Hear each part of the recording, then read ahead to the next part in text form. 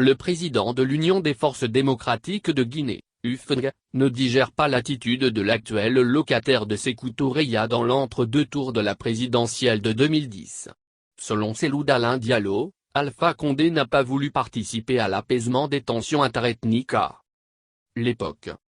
En 2010, lorsqu'il a instruit les extrémistes du RPG de s'attaquer à la communauté Peul à Sigiri en particulier, ils ont organisé la chasse à l'homme contre les ressortissants de la moyenne Guinée.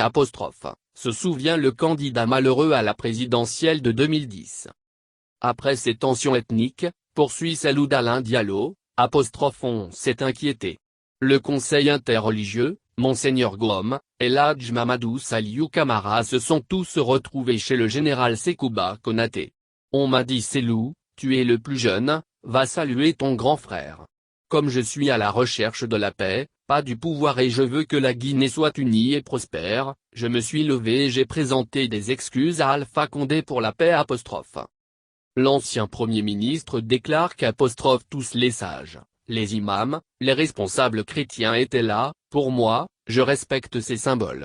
Je n'ai pas peur d'Alpha Condé, il n'a pas de respect pour moi.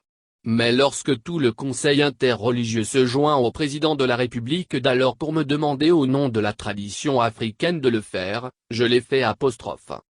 Le lendemain, raconte-t-il, on a décidé que pour sauver la Guinée, il faut qu'on aille ensemble à Sigiri et partout pour dire que nous avons en commun la Guinée et demander aux gens d'arrêter la violence.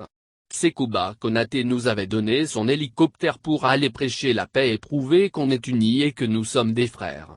On a attendu Alpha Condé pendant 3 heures.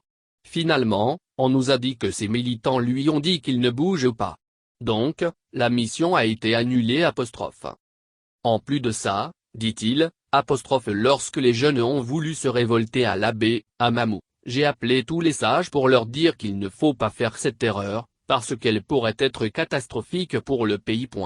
Lorsque les gens sont revenus, de la Haute-Guinée, dans des camions remorques complètement dépouillés de leurs biens, des gens se sont révoltés. J'ai repris mon téléphone pour leur dire de ne pas réagir contre les malinqués qui vivent avec vous. Je l'ai fait et j'en suis fier.